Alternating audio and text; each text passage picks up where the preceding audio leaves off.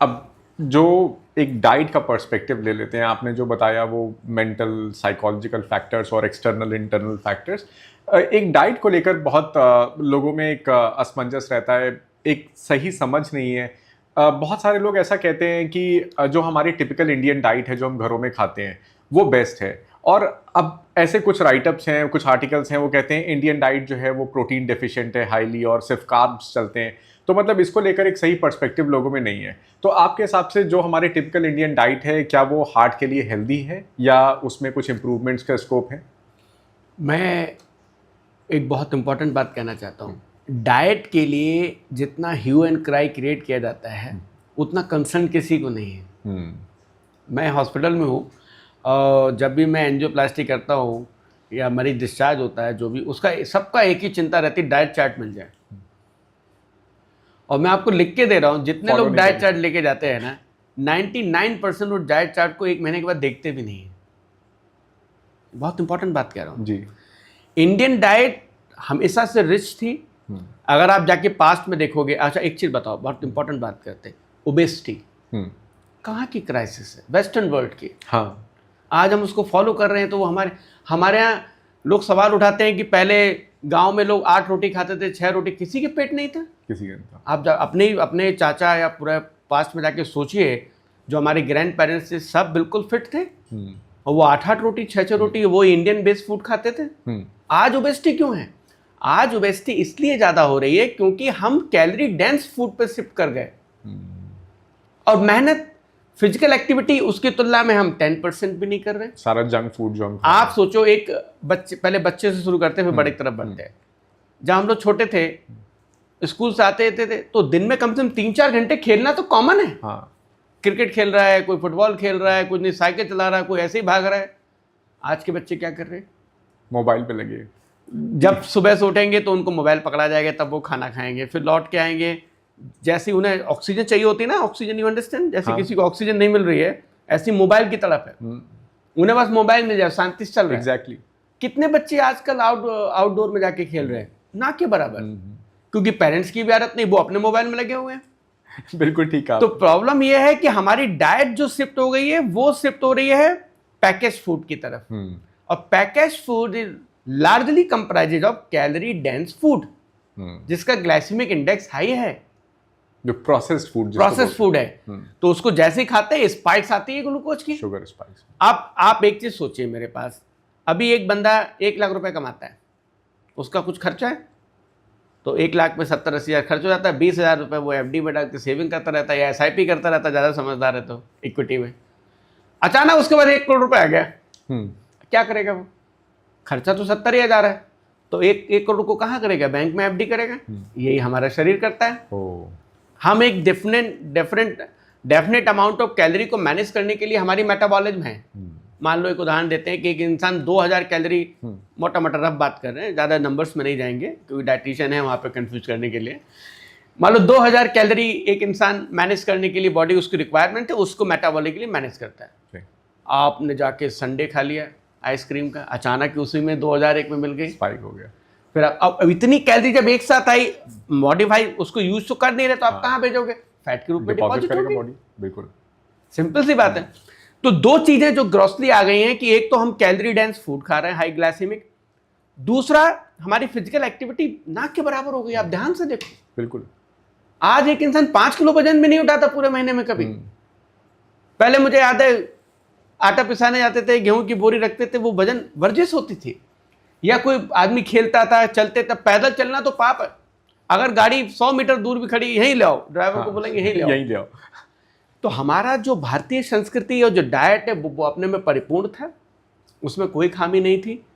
आज आप जाके देखोगे वेस्टर्न हमारे जो डाइट है ना, जिसको हम लोग हल्दी पानी बोलते हैं, जिसको हल्दी का महत्व जो हमारी सदियों से हमारी बुक्स में लिखा है, स्क्रिप्चर्स में, आज आप बाहर जाके देखो जो वेस्टर्न ब्रांड है वो टर्मरिक लाटे के रूप में उसको दे रहे हैं। हाँ, एग्जैक्टली, सेम चीज है, बिल्कुल। सिनामन लाटे, ये कहाँ से आ रही है? हमारे किचन के इंग्रेडिएंट्स हैं, उनको अब लाटे बना के देते हैं, तो हम 500 रुपए दे के अब पीने में अच्छा महसूस हो रहा है। और वही घर में कह दिया जाए कि सुबह एक गिलास पानी गर्म करके उसमें चुटकी भर हल्दी डाल के पी लो, अरे ये तो बड़ा ऑप्शन है। ये तो ऑकवर्ड है, ये कहाँ एविडेंस है? अरे वही हमारे जो वेस्टर्न फ्रेंड्स हैं वो हमारे स्क्रिप्चर को स्टडी करके उसको इंग्रेडिएंट कर रहे हैं। हमारी डाइट, आज मिलेट्स की इतनी बातें, मिलेट्स कहाँ से कॉन्सेप्ट आता है? इंडियन कल्चर से आता है। हाँ, हमने उसको तिरस्कृत कर दिया है। हाँ, क्योंकि हमें डोमिनोज, हमें केएफसी, हमें ये जो जंक फूड है, इन्होंने क्या किया, हमारे ब्लिस पॉइंट को पकड़ लिया है। मतलब जैसे ही एक बर्गर गया मुंह में और पूरा सॉल्ट और मीठा, शुगर और फैट, तीनों चीजें मिल गई, ये ब्लिस पॉइंट होता है। वो टेस्ट को पकड़ लिया, अब हम खा रहे हैं। हम उसके पोषण के बारे में कुछ नहीं सोच रहे हैं। इसी पे सारी ब्रांडिंग है, इसी पे पूरा फूड इंडस्ट्री काम कर रही है। और आप जाके देखोगे, मैंने एक डॉक्यूमेंट्री देखी थी, वहाँ पर यूएस में, बात थोड़ी पुरानी है, वहाँ पर कुछ ब्रांड्स ने गवर्नमेंट को बाध्य कर दिया कि लंच में मेरे बर्गर आपको देने हैं। अच्छा, गवर्नमेंट, उनके सीनेट में डिस्कशन हुआ, तब वो जाके वो चीज़ हटी। तो आप समझो, food industry is a ruling power. मैं बार बार कहता हूं, पूरी दुनिया को 4 इंडस्ट्री रूल करती है: fuel, arms, food and pharma. इनकी जो लॉबिंग है बहुत स्ट्रांग है, क्योंकि इन्हें तो $1 बिलियन बनाने हैं, केएफसी हो चाहे डोमिनोज हो। हमें यह सोचना है कि हमें अपने शरीर के साथ कितना अत्याचार करना है। हम उसमें गार्बेज क्यों डाले जा रहे हैं? आज हम 100 रुपए भी खर्च करते हैं तो सोच समझ के इतना दिमाग लगाते हैं, और हम कुछ भी खाए चले जा रहे हैं।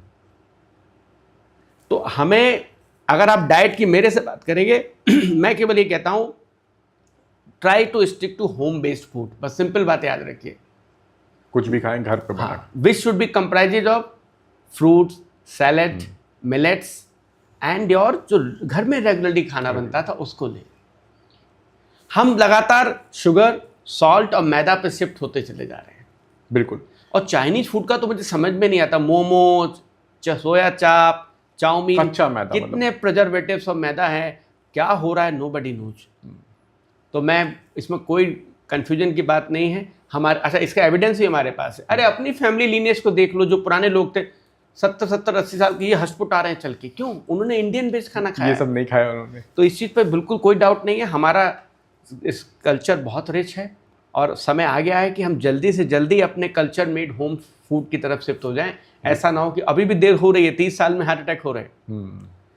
तो ये जो बाहर की जो क्रेविंग है उसको कम करें। आगे जा सकता है, ये और अर्ली हो सकता है। बिल्कुल हो रहा है, क्यों नहीं होगा? ओबेसिटी देखिए, 14 साल के बच्चे इतने मोटे मोटे आ रहे हैं। ओबेसिटी, चाइल्डहुड ओबेसिटी बढ़ती चली जा रही है जंक फूड की वजह से।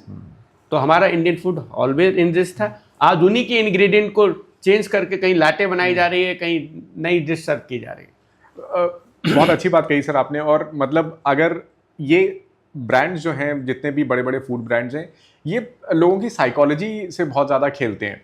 जहाँ इन्होंने देखा कि लोग अवेयर हो रहे हैं कि लाइक सोशल मीडिया पे बहुत ज़्यादा कंटेंट आता रहता है कि मैदा, शुगर और पाम ऑयल, ये सारे जो एक कोर इंग्रेडिएंट्स हैं most of the junk food के, तो तुरंत एडवर्टाइजिंग में आप देखेंगे तो उन्होंने मिलेट्स को और बाजरा और ये सब को रिप्लेस कर दिया ताकि वो फील गुड फैक्टर क्रिएट कर सके।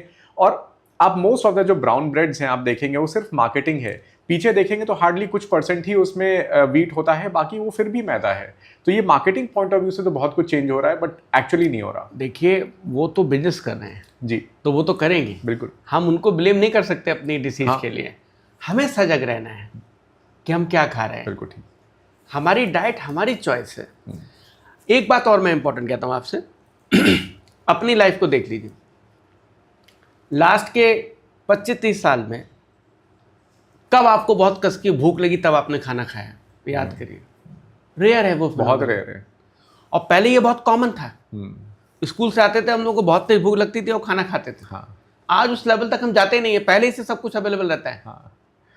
थोड़ी तो देर पे, मतलब हमारा शरीर जब खाना मांग रहा है तब हम खा रहे हैं क्या? नंबर 1।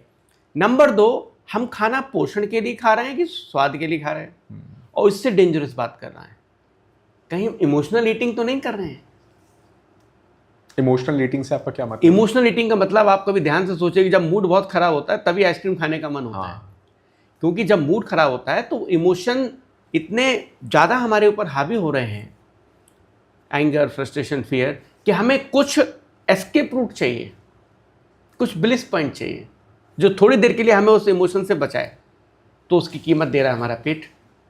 आज मूड अच्छा नहीं है, चलो आज डोमिनोज मंगाएंगे, आज आइसक्रीम खाते हैं, अच्छा लगेगा, थोड़ी देर के लिए वहाँ से ध्यान हटेगा, लेकिन उसकी प्राइस कितनी बड़ा दे रहा है हमारा शरीर। हम इमोशनल फूड साइकिल में फंस जाते हैं। हम बुरा खाना खाते हैं तो हमें और बुरा लगता है, फिर हम और कुछ बुरा मंगा के खाते हैं। तो ये जो इमोशनल ईटिंग है, कोई बड़ी फेलियर आ गई, चलो कुछ अच्छा खाते हैं, ये सेलिब्रेट करना है तो खा के ही सेलिब्रेट होगा। तो ये चीज़ हमें समझना चाहिए, हम कहीं इमोशनल ईटिंग तो नहीं कर रहे हैं। मतलब जैसे बहुत कॉमन है, मतलब आप कुछ खाने जा रहे हो कि आपको भूख लग रही है कि बस खाने के लिए खा रहे हो? मतलब हस्बैंड वाइफ की लड़ाई हुई तो मनाने के लिए कुछ खिलाने लगे, चलो आइसक्रीम खिला देते। ये जो चीज़ है ना, emotional eating is too dangerous for अस।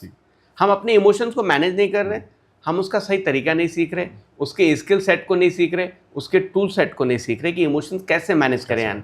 और उसको मैनेज करने की जो हम फेल्ड एफर्ट कर रहे हैं, वो हम अल्कोहल के रूप में करते हैं, वो हम सिगरेट के रूप में कर रहे हैं लोग, और वो हम फूड के रूप में कर रहे हैं। ये तीन जो है, एक हमारे लिए कह लो इल मैनेज्ड बिहेवियर है हमारा टू मैनेज आवर इमोशंस।